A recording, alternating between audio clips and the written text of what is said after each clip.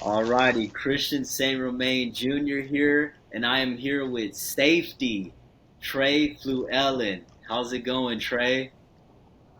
Everything's great, man. That's I good. appreciate you. How you doing, man? I'm doing good, man. I'm doing great, man. Can't complain. Uh, I'm happy that you were able to take the time and sit down and talk with me today, man. This is a blessing. Yes, sir. So, first off, I know you have eight siblings, correct? Hmm. Yeah, yeah. Five brothers and three sisters. Wow, wow. So what was it like growing up with eight siblings in Gilmore, Texas, down in East Texas? Yeah, so I'm the middle child, so I got to see both sides. When you're younger and you think about it, you're like, oh, this is annoying. There's too many around. But as I got older, I realized that the relationships and the love and the affection that they bring into my life has done nothing but help me strive and push me to be the best version of myself. And they always want the best for me, and that's more than I could ever ask for. So I'm blessed to have that many siblings. It's like having a best friend. So I got eight best friends. Man, that's amazing. That's amazing to look at it like that. Um, and is it a good feeling when you know that you have those siblings that look up to you? Because I know that all the accomplishments that you're doing, is it a good feeling that they can see like my brother's doing those things? Yeah, it's honestly great to have them just support me. Mhm. Me being the first in my family to do some of these things has been nothing but bring, I guess, glory, not glory, but just give them faith and hope, and letting them know that there's something greater in life for them to do. So it's been a great opportunity for me to come back home and see my family and really just put on for my last name. Like I said, it's a blessing to have my brothers and sisters behind me. And I know that I'm living my brother and my sister, and honestly, my dad's dream. So it's been nothing but greatness. Awesome, man. Awesome. And what role did football play early in your life? Yeah, I think growing up in East Texas, you see a lot of people who strive from this football game. But as for myself, I think the love of the game has brought me and taught me so many other things. How to be a man. You in my situation, kind of being put last in everything and having to work your way up, it kind of teaches you how to grow up real quick. You have to mature and learn how to take those things and run with it. And so, uh, being from here is honestly a blessing, just because of the culture and the other people that come from here. Chris Boyd, Blake Lynch, Jeff Traylor. We got a lot of guys who have been at the highest level and have done a lot of these things. David Snow, Curtis Brown. I mean, a lot of these guys are from my school. But as far as East Texas in general, there's a lot. I mean, they're some of the best in the nation. Patrick Mahomes, Adrian Peterson, uh, Texas Earl football is Campbell. I big. mean, Texas like football is there's big. history from here, and I'm glad to be a part of it. So nothing but a blessing to be from here, and really look forward to just continuing to pursue the dream. Absolutely, man. Um, you're so you started at Houston Baptist University. Could you walk us through the process of going to Houston Baptist University? Yeah, so Houston Baptist, that was my only Division I offer out of high school. Like I said, I'd worked from being last all the time. So junior year, had a great year. Just hit like 1,000 yards. Um, I didn't get my first offer until my senior year, so hit 1,000 yards, put people on notice, and then kind of elevated from that and capitalized on the things that I missed out on the year before. So my senior year hit 1,500 yards Hmm. and really just took advantage of the time that I had. And so maximizing my skill level and doing all those things led me to the North Texas camp, which I met Jeff Mills and Vic Shealy and Zach Kitley, and all those guys have been part of history. And so they offered me, and now, like I said, that was my only Division I offer, and I had no option. I mean, I felt like I was disrespected, so I didn't want to do anything but put on for the people that believed in me, as I am doing right now. So I chose Houston Baptist. I went there. I had a great first year, All American year, and from there I transferred. So it's been great. Man, wonderful, wonderful. And if you can tell, like you said, that was your only D1 offer. To the younger generation that may be in that same boat where they're not receiving a whole lot of, D1 offers. What can you, Trey, tell those, young men? Yeah, I think in situations like this, it's really big to choose you. Obviously lean on your faith, but choose you and everything that you do. We're growing up in an age where social media plays a big part in who you are and who you become. And I think that if you put yourself around the right people and you're watching and doing the right things, choosing you would just put you in that percentage. And you know, it's a low percentage that makes it to college playing, and it's a very low percentage that makes it to the NFL. So if you want to be great, you gotta take time for yourself. It's got to be for you. It can't be for anybody else. You got to love the game. Right now, I'm in love with the game. I've been in love with the game since I was 7 years old, and so I'm still pursuing the game that has done so much for me. Okay, okay. And in 2020, you transferred to Middle Tennessee. Yeah. Could you walk us through that? So you were at Houston Baptist, and in 2020, you transferred to Middle Tennessee. What was that like? Yeah, so Middle Tennessee was a great opportunity. Um, Past 5 years, four safeties had went.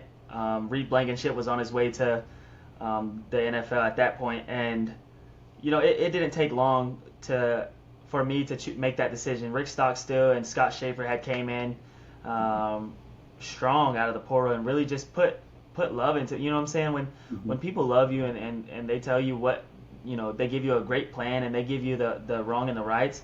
And Hmm. they help you understand how to become the best version of yourself. I mean, it's kind of hard not to choose them. So from day one, I believed in those guys, and those guys believed in me. And so it made it easy for me to choose that school. And when I went to that school, I just put on for it. I had an all-conference year. I started out at nickel, but then quickly after that year, I moved to safety. And Hmm. like I said, I had an all-conference year and set myself up. So I was beyond blessed to be a part of that program, that defense, which some of those defenses that we're running right now. Um, Very similar to what I ran at Middle Tennessee. So it's just great that I, chose that God led me in that path. Yeah, and you mentioned all conference seasons. Like during those all conference seasons, when did it feel like NFL was a real shot? Yeah. So like I said, I've been in love with this game since I was 7 years old.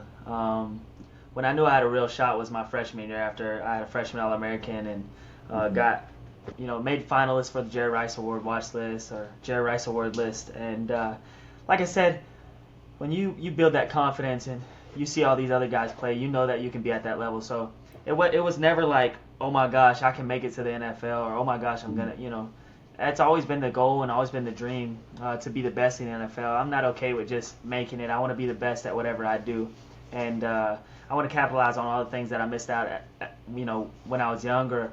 All the Hmm. guys that came from my town that they missed out on. So I'm not only putting on for myself, I'm putting on for my city, my Yeah. family, the last name on my back, the people that believe in me, all the people that doubt me. I'm putting on for them. So there's a lot more that plays into it than just being from one place or just coming from something or just the love. So it's just a Right, lot going.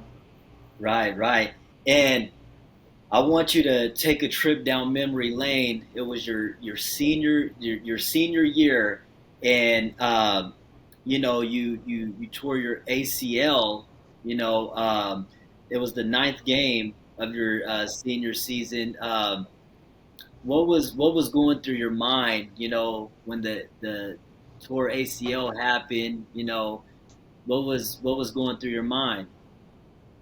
Yeah, so I made a play, PBU. I was getting close to, I guess, some of the school records or something like that. I was pretty excited about it. I get up to celebrate, came down, landed wrong, and blew my knee. Hmm. Um, Obviously it sucked in the moment. I felt like everything was gone. Everybody that depended and they believed in me. I felt like they left me, but the ones who mattered the most were still there for me.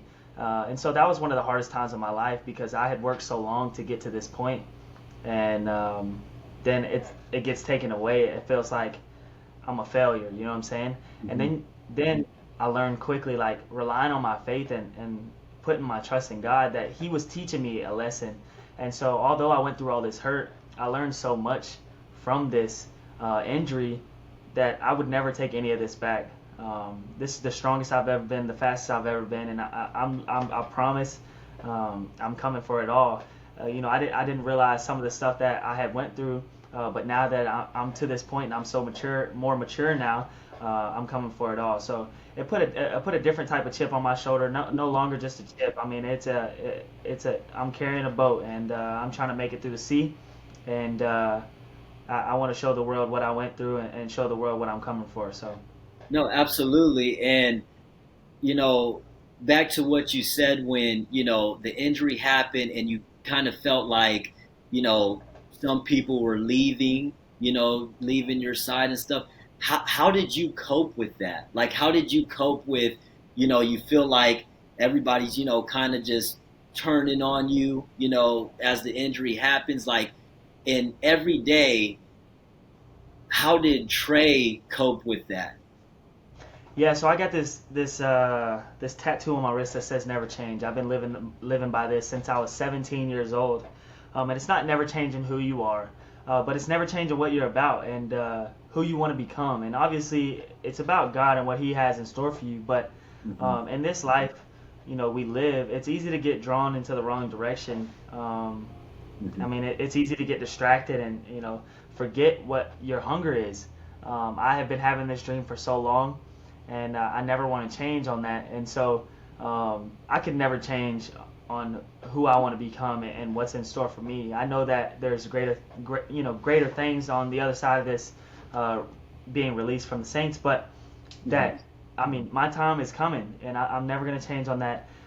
Just depending on my faith, obviously it hurt in the meantime, but at the same time, it showed me so much. I mean, I learned so much from this. I've capitalized I'm capitalizing on it. I'm stepping over everything I was tripping on, man, and I'm just excited to show the people. Like I said, it gave me a chip, a bigger chip on my shoulder. It just pushed me to go harder, and it's not that I expect, this. I'm not doing this for the people. I'm Hmm. doing this for me and the glory of God. So He's pushed me to do so many things in my life, and I've grown so much strength from this, and I'm just excited to show the world what He showed me. Absolutely, man. And so you were working at Dillard's and Yeah, Amazon. yeah. Could you please explain, so how were you balancing working at those jobs and training at the same time? Like, how were you balancing that? Yeah, so obviously it was hard watching all my friends get drafted, picked up, Mhm. signed. It sent me through a slight depression.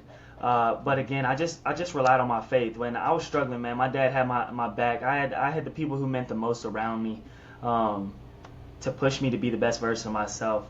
I just lost my Mimi, but as I was going through this process, my Mimi and Papa, my dad, my parents, and my friends, Mhm. uh, reminded me every day that I'm living something that not everybody gets to live, and Mhm. I'm living proof of what it's like to chase your dreams and to trust the process. So going through stuff like that, um, working at Dillard's, I mean, it was hard, man.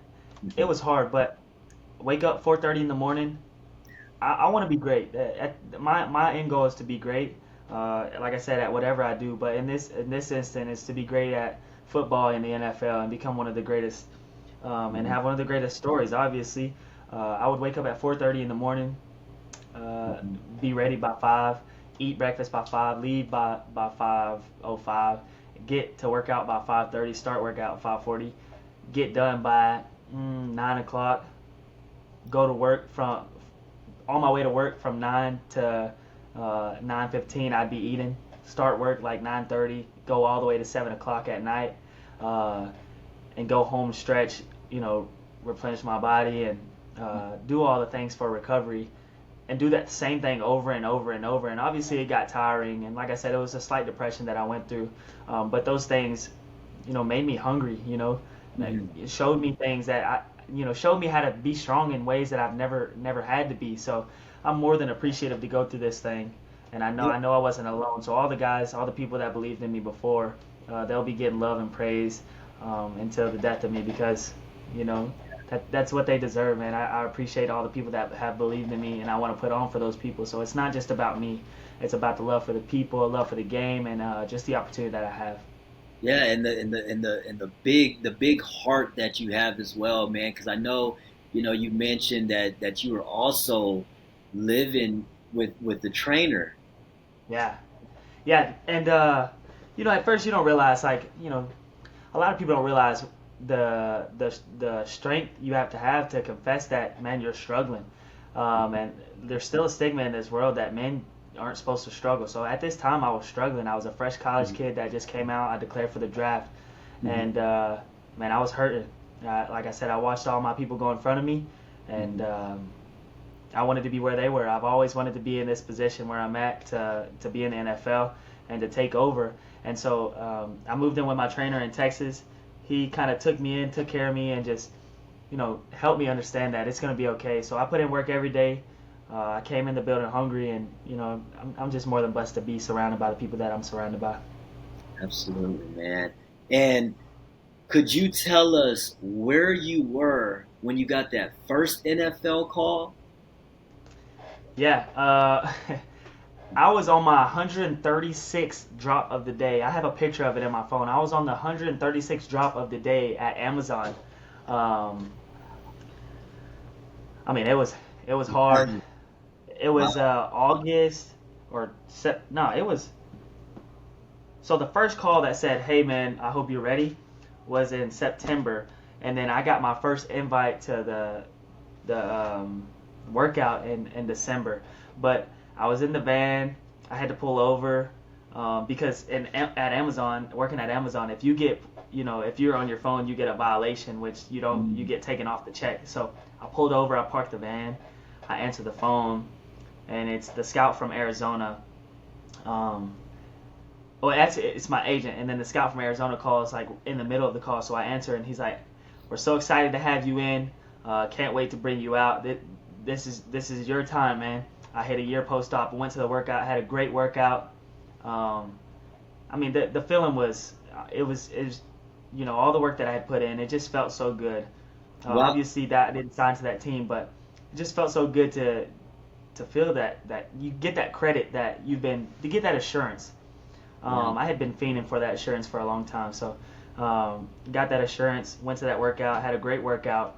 The day after the Arizona workout, I mean, I went to New Orleans and had a great workout there. In Arizona, they wanted to sign a futures deal, which we were looking for more of something now because I was healthy. So we went to New Orleans. Uh, During my workout, I had this catch, man. Oh yeah. I felt like it Walk kind of us through it. It was a one-handed catch. It was a yeah, one-handed catch, and I know you were looking at coach like, "Hey, I'm yeah. here, And man." coach gave me that look. I was like, all right. I said, Coach, I'm here. He was like, I see that, man. Let's do it. So I was blessed enough to get signed after that. Beyond thankful for Mickey and Kai and the people in that office who believed in me, but the coaches who brought me in and the scouts who brought me in, more than blessed to be a part of their story and for them to be a part of my story. But Mhm. it was a great feeling, man, to sign that contract and to call my dad. I mean, I shed a few tears, Yeah.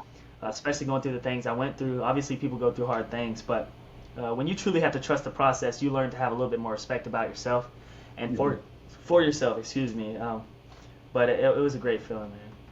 Yeah, and what did you learn most from being with the New Orleans Saints? Yeah. So I mean that's a very broad question, but um, I mean, I learned how to be a pro. I learned how to practice like a pro. You in college, you try to be a pro. You want to get to the pro so bad that you imitate the guys in front of you. You know what I'm saying? Hmm. And so watching them guys and then being in the building with them guys meant so much to me. To have guys like Justin Reed, Tyrann Mathieu, Hmm.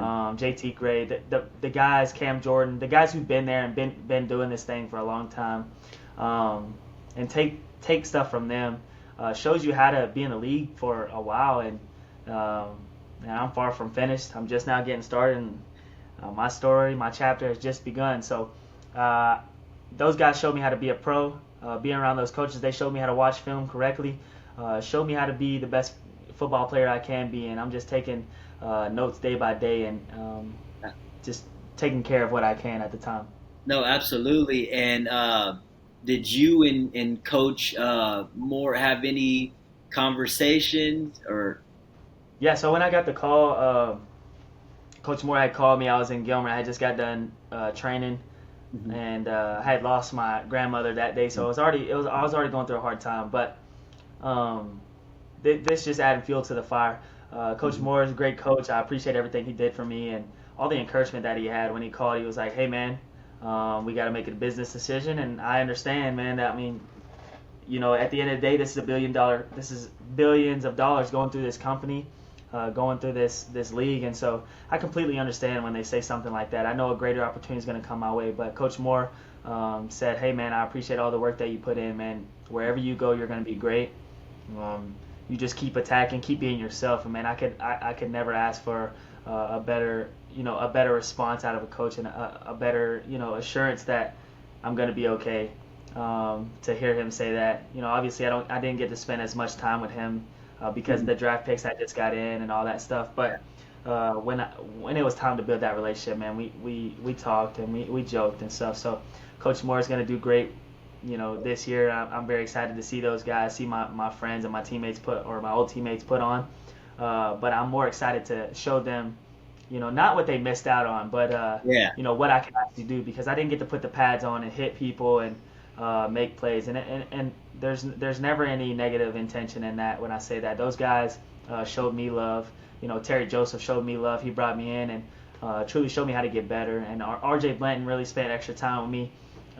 Very, very thankful for those guys. And my teammates at the time, very thankful for those guys. But I'm more excited to show them what I can do rather than just talking about it. So it means a lot to have this interview and do these things. But at the end of the day, it's a game. Yeah. I love the game, and I can't wait to put on for my city. I can't wait to put on for the people that believe in me, and I can't wait to put on for the team that is going to give me that chance. So I'm really looking forward to it.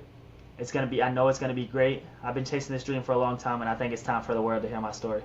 Absolutely, absolutely, Trey. And so obviously, you're still training, you're still, being healthy. As far as, other NFL teams, you're just looking for that shot. There's no specific team that you wanted to play for. You're just ready for whatever team calls you.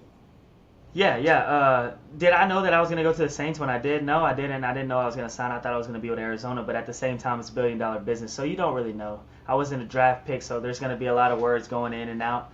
Um, Again, I'm just ready and excited to show these people what I can do, and to show them that I'm here because I'm here. I'm working every day to become the best version of myself, and at the end of the day, that's all they can ask for, and that's all I could ask for is just to be the best version of myself. If I'm the best me, then I can push somebody to be the best them. So I really just want to step into a building and be the best teammate that I can, um, and just put on for my city, man.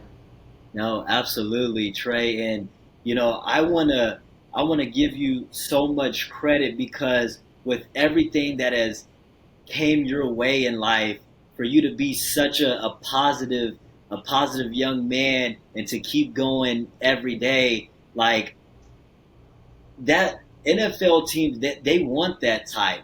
They want Yeah. that type of human player. They want that on their team.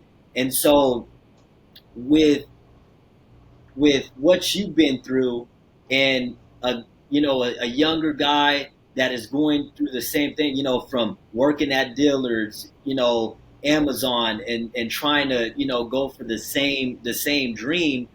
What would Trey Fluellen tell that person?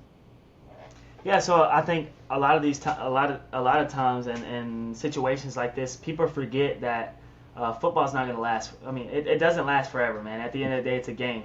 Uh, but with the chance that you have, no matter what, if it's D3, D2, D1, JUCO, you have a chance. And I would say just focus on you. You know, put trust in you. Be the best version of yourself, and just continue to provide an opportunity for yourself. Don't get in there and just give in. Take advantage. If you want to be the best at something, go do it. Don't just give up, man. That never change on who you are and what you want to become in life. and just be the best version of yourself. Most of all, be a great person. I think being a great person takes you a long way, but in football, being a great teammate can take you even further. So um, I would Yeah. say just believe in yourself, count on you, and when times get tough, lean on your faith. God can do so many things, man. God can do it all. And I think in my hardest times, leaning on Him truly showed me what was actually going on. A lot of the times that I thought I was supposed to get this, He was really teaching me this. So um, truly lock in on that. Go read, go get your mind off things. Sometimes it's kind of hard to when you want something so bad, but just trust me, man. Your time is coming. Keep believing in yourself and never change. Wow, man, wonderful, man. So, yeah, I don't want to, hold you too long, but again, Trey, I truly appreciate you for taking the time out of your busy day to sit with me and have this interview, man. It means the world to me, and I'm rooting for you, Trey. Man, I really appreciate it. I did want to tell you, man, I appreciate all you've done for me.